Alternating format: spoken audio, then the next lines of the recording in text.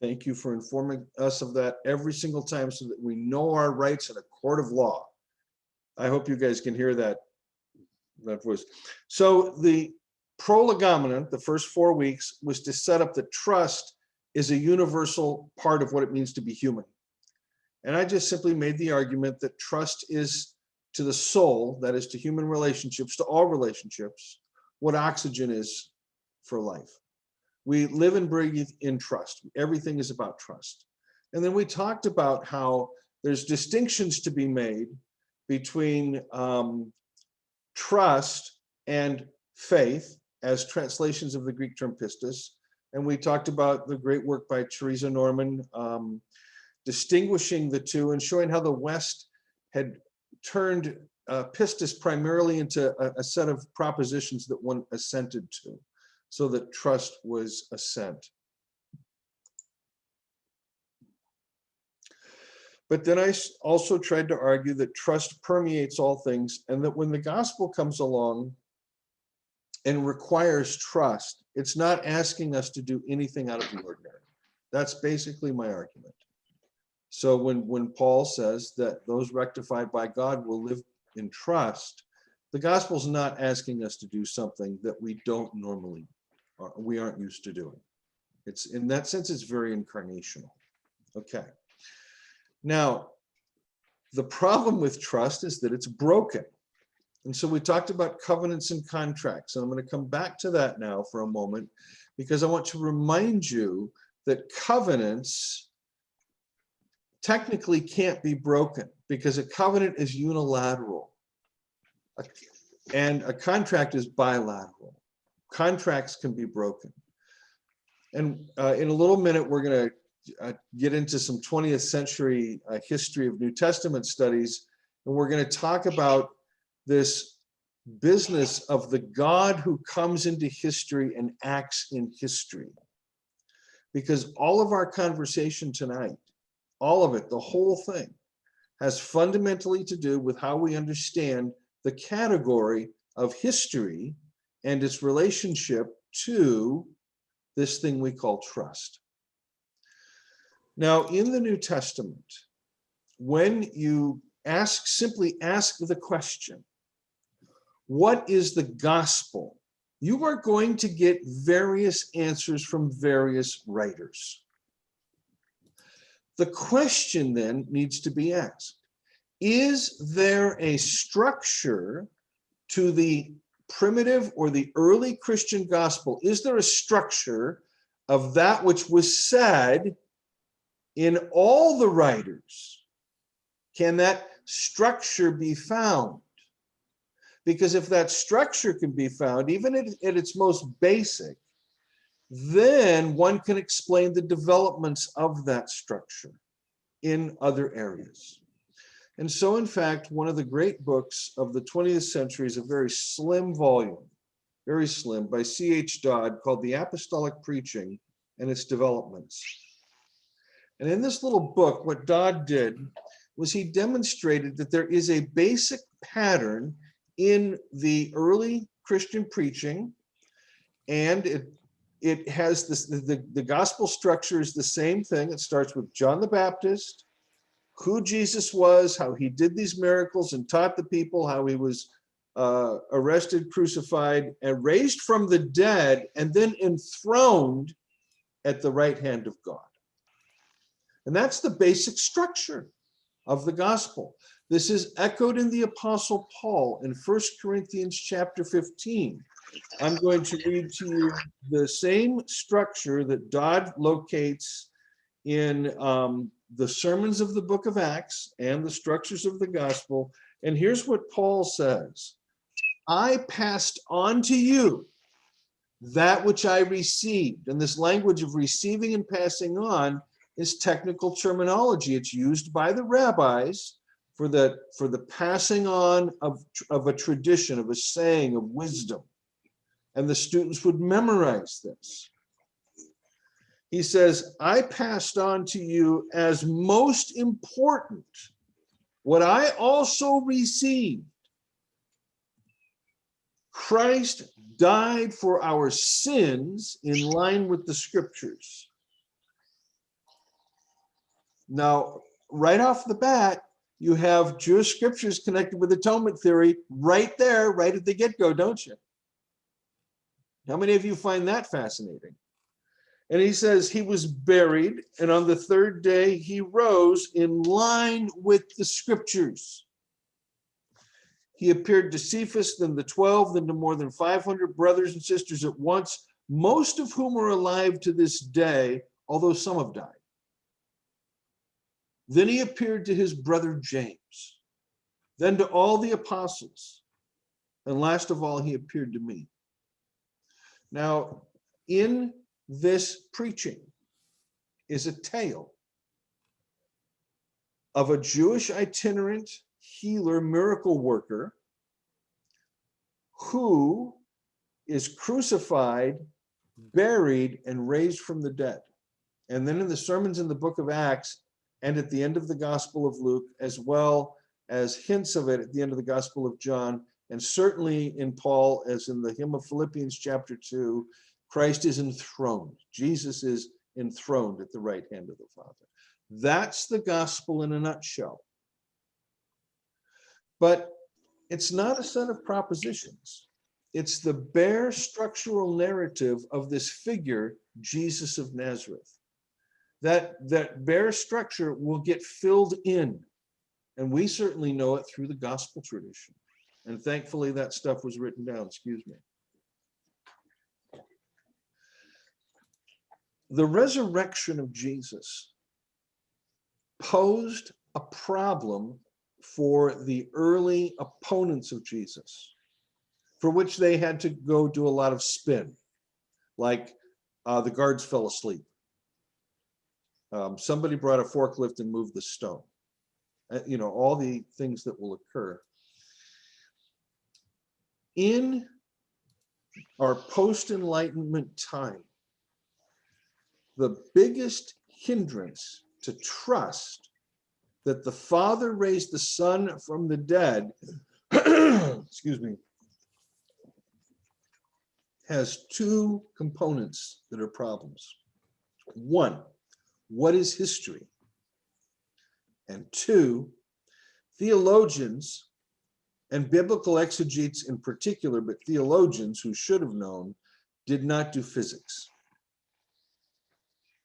In other words, the worldview of most, if not all your theologians prior to the 20th century, and even into the 20th century, and especially this is true of your New Testament exegetes and scholars, they know nothing about physics.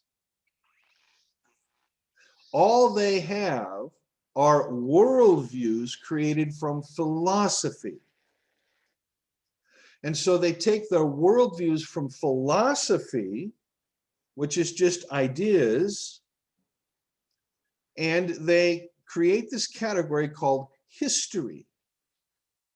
Now, what is history, friends? What is history?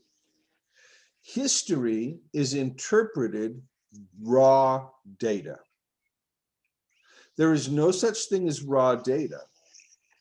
And the interpreter's not free to do anything they want with that data, but they are interpreting that data within certain parameters. And that's what we call history.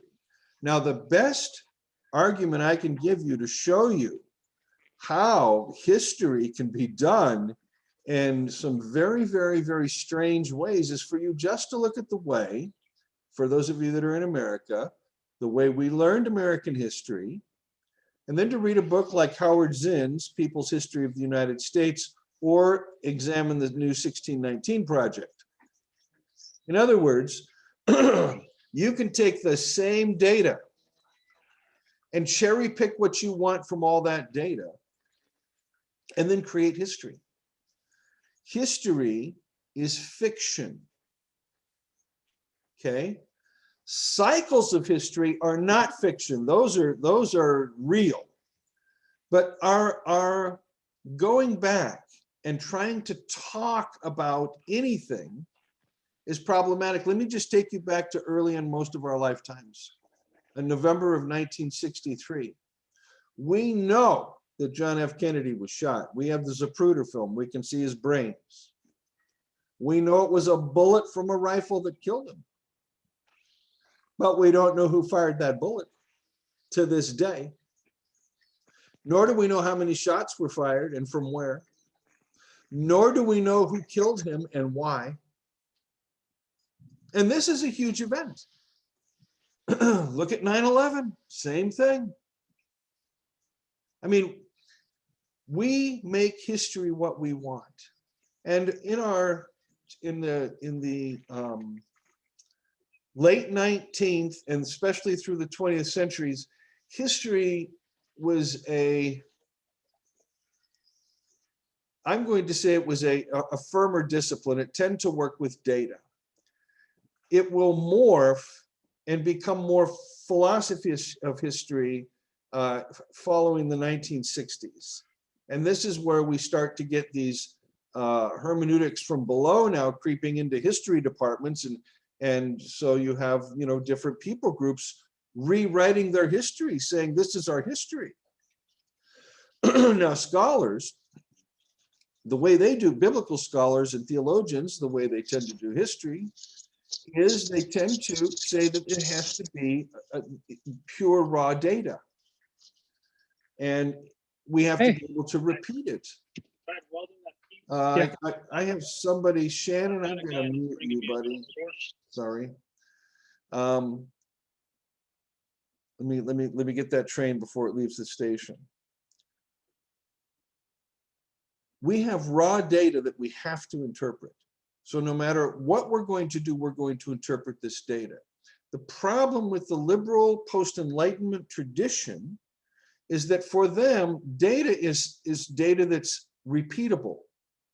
A science experiment, you do it over and over and over again, you get the same results, right? So that's data. It's hard data. The resurrection of Jesus from the dead is epi-historical or trans-historical. It's an event that takes place in space and time on a certain day, on the third day. But it is not the resuscitation of a corpse. The Jesus that is raised from the dead is congruent in his character with the historical Jesus. But the Jesus that is raised from the dead is not recognized as such by his followers when he appears to them. And so every single resurrection narrative, when Jesus appears, he is not recognized. Mary in the garden, the disciples on the road to Emmaus, the gathering of the folks in the upper room, nobody sees Jesus. Now, this is going to be important in a little while when we talk about encountering Jesus. The gospel narrative tells us that Jesus is raised from the dead and comes and encounters his followers. And when he encounters them, they don't recognize him until he either says something familiar to them, shalom, don't be afraid, or he invites them to put their fingers, stick them in there. I mean, that's disgusting. And I wonder if Thomas did that. And I thought, oh, that would be gross, Poke Thomas's finger through the other side. Whoa, look, Peter, Or he has the ritual action of the breaking of the bread, the Eucharist, after the disciples reach Emmaus. The scholars and the theologians want a historical Jesus risen from the dead. Let that sink in for a second. The biblical scholars, the enlightened scholars, liberalism in general, what they want is a historical Jesus risen from the dead. You're not going to get that in the gospel tradition. because the Jesus who encounters every one of us encounters us in an unrecognizable way.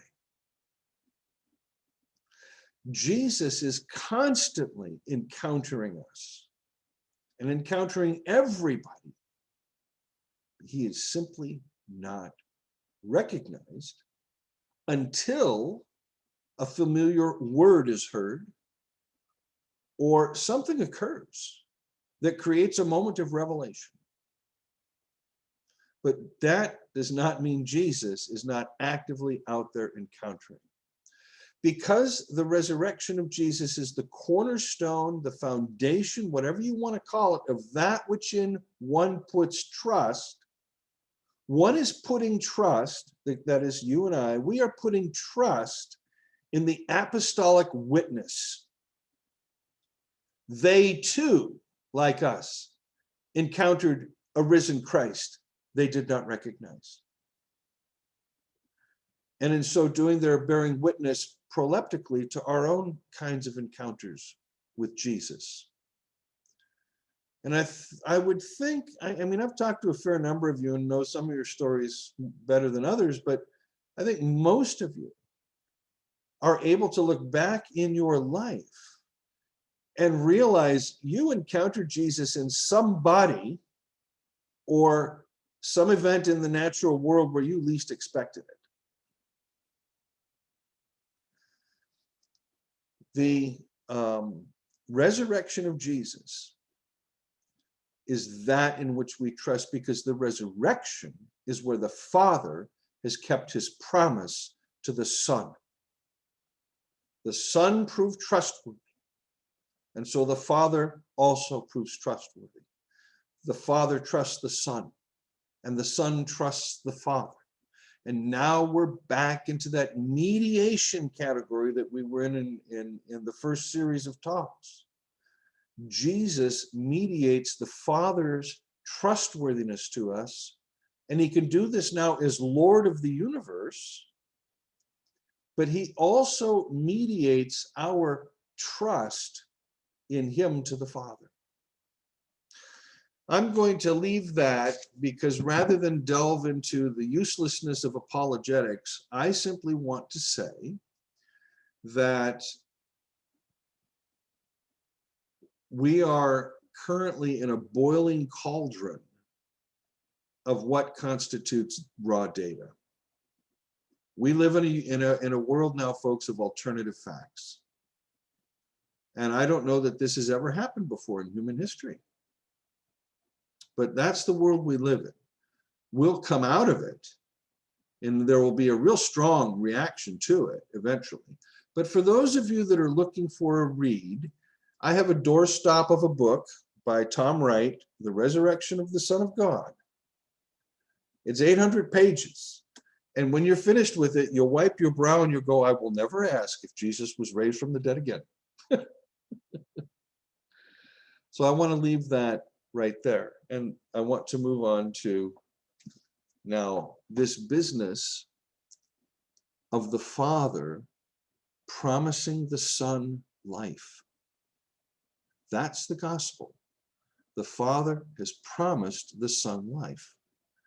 The Father anoints the Son with the Spirit, the Father's Spirit. This Spirit is a life-giving Spirit. And that's the promise of the Father to the Son. It's also the promise of the Father in the Son to us, so that we too become bearers of this Spirit.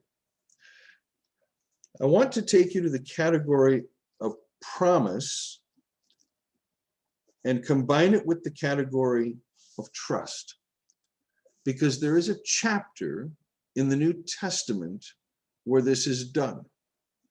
And the move that is made by that writer, first talking about promise, connecting it with trust, there is a move right at the end that is the articulation of everything I've just said, and it comes from chapter 4 in Romans. Following Doug Campbell's thesis, Paul sets out his statement of faith, as so to speak, in Romans 1:16 and 17, those two verses that certainly got Luther's attention. And in verses 18 to 32 of chapter 1, he's laying out the false teacher's position. In chapter 2 and 3, Paul will rebut that position using a form of rhetoric known as diatribe. Then in chapter 5, you get Paul's theology. You don't even get Paul's theology until chapter 5. And the transition chapter between the two is chapter 4, which is this very long, boring chapter about how Abraham trusted God and he didn't trust circumcision, and circumcision came in with the law, and Abraham was trusting even though he wasn't circumcised. And as you're reading all this stuff and you're going, yeah. But he comes to this place and he says, the promise to Abraham and to his descendants that he would inherit the earth.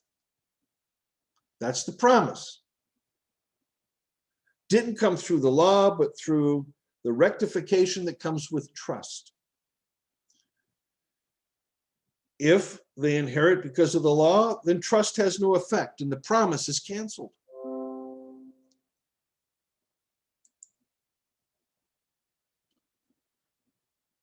The law brings about wrath. Now, some of you are familiar with this commentary by Lou Martin on Galatians.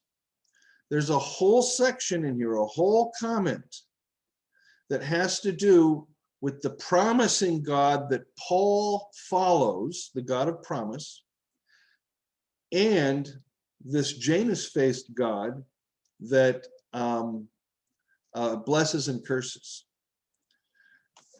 Here's Paul again. The promise is secure for all Abraham's descendants. And he goes on, Abraham's been appointed the father of many nations. Abraham is our father in the eyes of God, in whom he trusted, the God who gives life to the dead and calls things that don't exist into existence. This, there it is, brings life from the dead.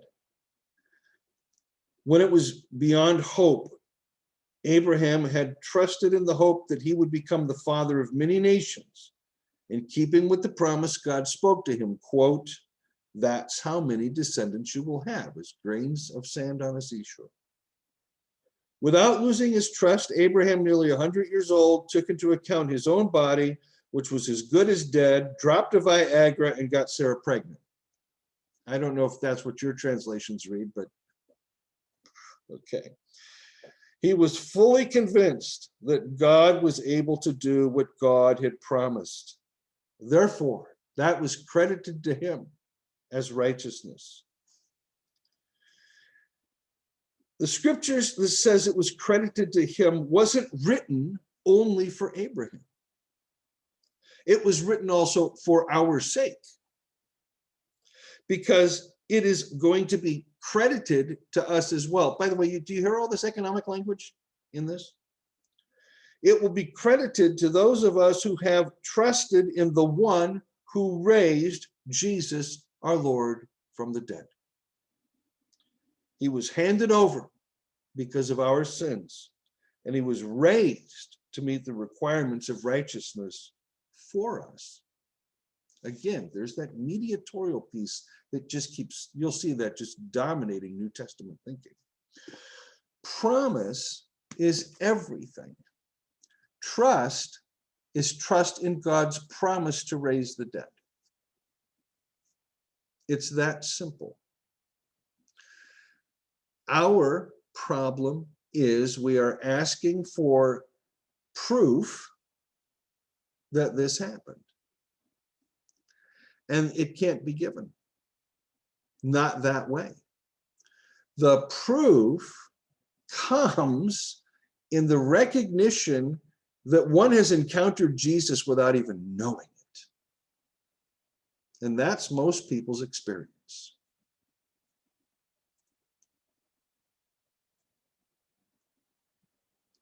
This is what makes the Jesus of the church right now in America so awful. Also why atheism is so popular. The Jesus of Christendom, folks, is not Jesus.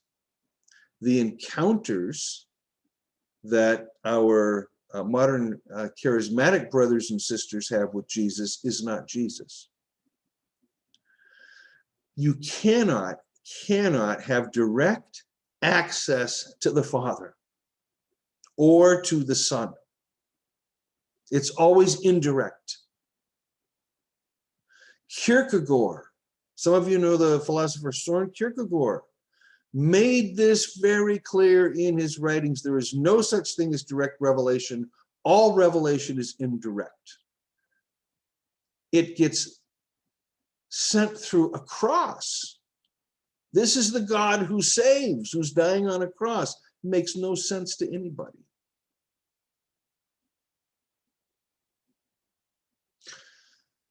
Now,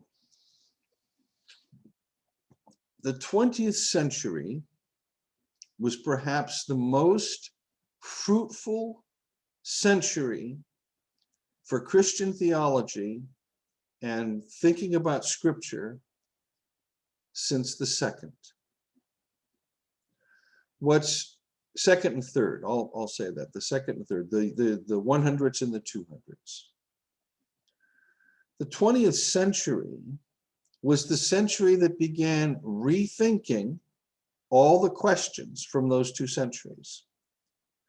The explosion of literature in and around the doctrine of the Trinity, from Karl Barth in 1932 through Veli-Matti Kärkkäinen's approach to the Trinity at the end of the 90s. I mean, I couldn't begin to count the number of books on the doctrine of the Trinity that I've read, and they're just a teeny fraction of all that exists out there. The doctrine of the Trinity had a renaissance in the 20th century, and certainly not since the era of Athanasius has the doctrine of the Trinity been so discussed. The 20th century also saw the reopening of the Marcion question. The question raised by Marcion about the relationship between the two testaments was pretty much sealed already in the 2nd century. All the fathers agreed Marcion was wrong. Even though his church grew, and by the way, if you go to India, there are still Marcionite churches, just so you know this. I mean, they still go. But in the 20th century, the question of Marcion has opened up exponentially. The number of studies done on Marcion in the last 30 years is absolutely astonishing. I've read over 20 of them. So Marcion, the Trinity comes in at the beginning, Marcion at the end. We also have the question of Gnosticism, which was huge in the 2nd century and 3rd, but especially the 2nd. Also now dominating the latter half of the 20th century, particularly in biblical scholarship, with the discovery of the Nag Hammadi scrolls in 1948, the Coptic Christian documents, and then the rise of Gnosticism as we've seen it in both the liberal and conservative traditions, documented by Philip Lee in his book Against the Protestant Gnostics. So the 20th century, of all the centuries in between, is most like the 2nd and 3rd in this explosion of research. One of the fun things about being my age, or some of our ages, is when we studied, we were studying back in the 70s and 80s. And so we were reading this great volume of literature that had been produced since 1900 to about 1970, 75. For my money, the best years of biblical scholarship ever were between 1900 and 1970. There's an explosion that occurs in all kinds of disciplines, from archaeology to textual studies, literary studies, various quests for the historical Jesus, for the historical Paul. After the Holocaust, You have Jewish-Christian relations and New Testament scholars studying Second Temple Judaism and revising their views. And that changes everything, so much so that by 78, E.P. Sanders can write Paul and Palestinian Judaism and change the landscape in Pauline studies into the new perspective on Paul with one book. Boom. So one of the things that you're going to want to do in order to understand what is happening today is to know where you've been, because you can't know where you are till you know where you've been. And so a review, when you can get literature reviews of 20th century scholarship, you want to read those. And there are some good ones out there. There really are. Stephen McNeil's, Tom Wright did the revision on it, the interpretation of the New Testament in the 20th century, or these kinds of books. They are immensely helpful. Before Karl Barth set about writing his church dogmatics, he wrote what he considered one of his most important books, Protestant Theology in the 19th Century. Because in order to understand what was happening in the 1920s, he had to know what had gone on the century before. So in order for us to kind of come up to speed on this business of promise and trust, I want to take you down some roadways of thought that influence this particular way of thinking. The first comes in the 1940s and 50s with the publication of a number of books that talk about the God who acts. How many of you know G. Ernest Wright's The God Who Acts? Right? It became apparent to writers in the 50s that one could no longer talk about God outside of history.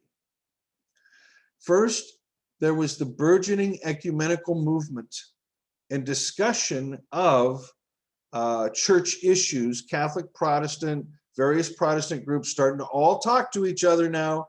This hadn't happened before on this scale until about the mid-1920s and what would become the predecessor for the World Council of Churches.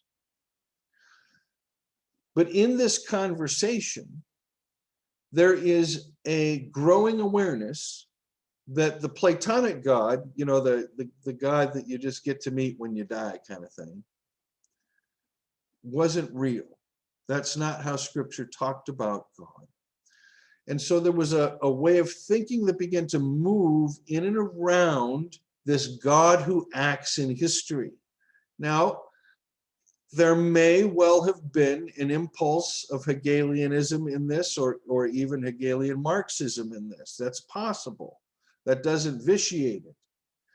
It simply is another way of asking about the question of the incarnation and who this God is that comes into space, time, and history. In particular, this is related to not so much the incarnation as the Exodus. What was the Exodus? And so there will develop a school of thought of whom kind of the prime leader in this was a fellow named Oscar Kuhlmann. And he writes two books. He writes a book called Christ in Time, and then he writes another one called Salvation in History. Now, if you're an evangelical, or you have ever read the work of George Eldon Ladd, or most evangelicals, you know Kuhlmann. You've been taught Kuhlmann, who argued that the resurrection of Jesus is the bringing of the future into the present, so that we live. I'm not going to be able to make my hands work. Here's the resurrection of Jesus. Here's the end of time, and this arm goes on this way. We live between the times. That's Oscar Kuhlmann. We live in both the present and the future. That's salvation history. God is constantly bringing this future eschatological blessing into the present. Now, we all know, or some of us know better than others, that you can run this thing from here to the moon and back and end up with nothing but silly craziness, especially if you have a Deuteronomic God, a God that blesses if you do the right thing and curses if you do the wrong thing. That, unfortunately, is the God people have when they talk about the God who acts. But for Kuhlman, who's very Christologically centered, the God who acts looks like Jesus. But all of this is predicated upon the business of promise and fulfillment. So here's a title from George Kuhlman with exactly that, promise and fulfillment.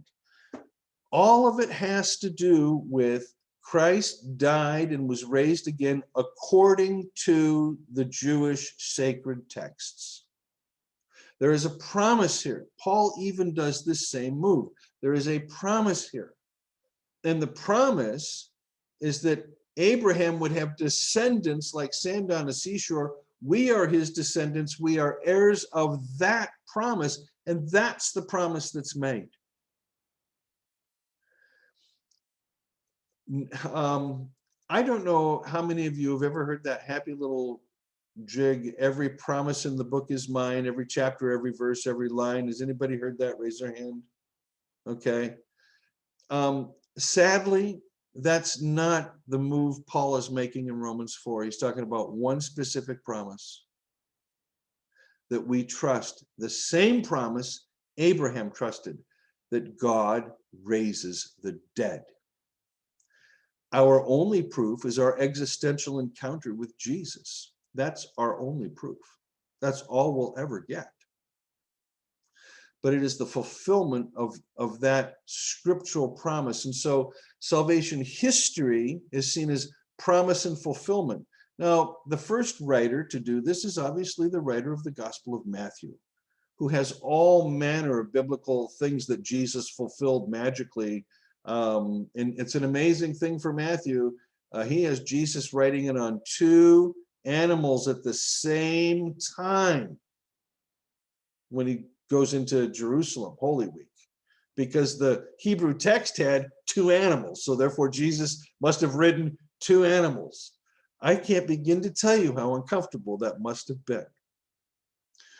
Now, that's Matthew's, of course, Jewish midrashic way of thinking, showing that Jesus fulfills all these promises. Isn't it marvelous? It's picked up by Justin Martyr, Justin is a Samaritan, but he goes into all these various philosophies and he understands the rabbis, and he picks up on promise and fulfillment as this scheme that will morph into Jewish scriptures, Christian scriptures, later to be known as Old and New, and supersessionism develops out of that. Again, it all begins with the character of the God that we are discussing. If God is a life-giving God and only a life-giving God, and if, as Paul says, the law brings about this wrathful religion business, if you believe in the God of the Torah, then you've got a Janus-faced God, and you're going to do all kinds of things wrong with promise and trust. Whereas if you have a life-giving God that you trust will bring life to you, that's a very different kind of a God. Now, there is a thinker that many of you know and have studied, for whom promise plays an exceptionally important role, and that's Jürgen Moltmann. And I have a lovely book here by Christopher Morse, on the logic of promise in Moltmann's theology.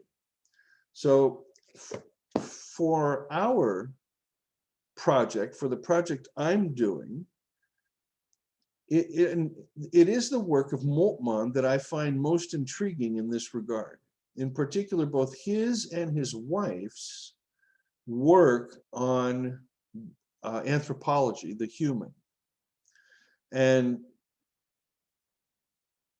while I'm not quite as comfortable as Moltmann in making certain theological moves that he makes, I still think bang for the buck, we should be reading Moltmann. and reading him carefully and remembering he's very dated now. I mean, Theology of Hope was written back in the 60s, The Crucified God, the early 70s. You know, that work's phenomenal. But you will want to be reading Moltmann. For us who follow Jesus, the only sign we are given is this unusual encounter that we can only later look back on and go, that was Jesus.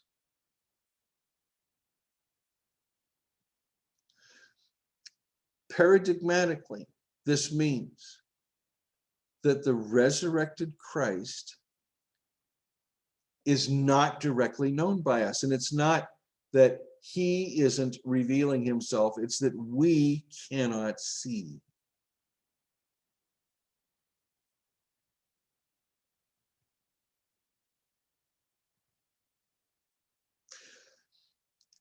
The reason I've taken this particular turn is, number one, it frees me from all need for apologetics.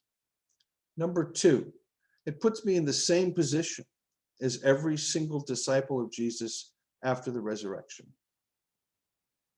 Number three, it allows me to begin to go through the same processes that they also would have gone through. And so there is something to be said for a, quote, personal relationship with Jesus, as has always been the case from the early ascetics through mystical traditions in the Middle Ages to the evangelical Methodist emphasis on the warming of the warm heart and this kind of thing, Schleiermacher's feeling of absolute dependence, and on and on. There is something to be said for this. But in our current situation, where Jesus is reportedly telling people all kinds of crap, we have to recognize that as long as somebody says, Jesus told me, or I saw Jesus, or I had a vision of Jesus, they didn't. The risen Christ is not known as such.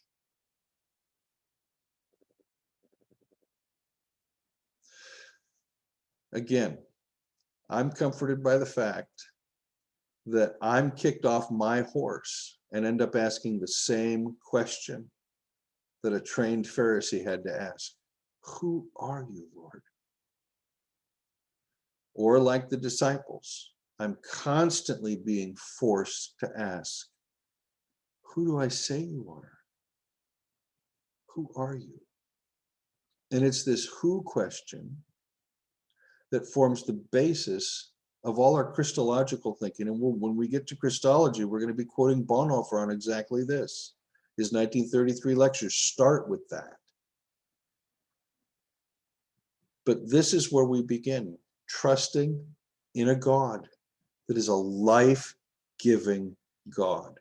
Not a wrathful God, not a Janus-faced God, but a God of blessing for all. That's the gospel. And that's what we trust. And I'll leave that there, and I'll turn off this recording.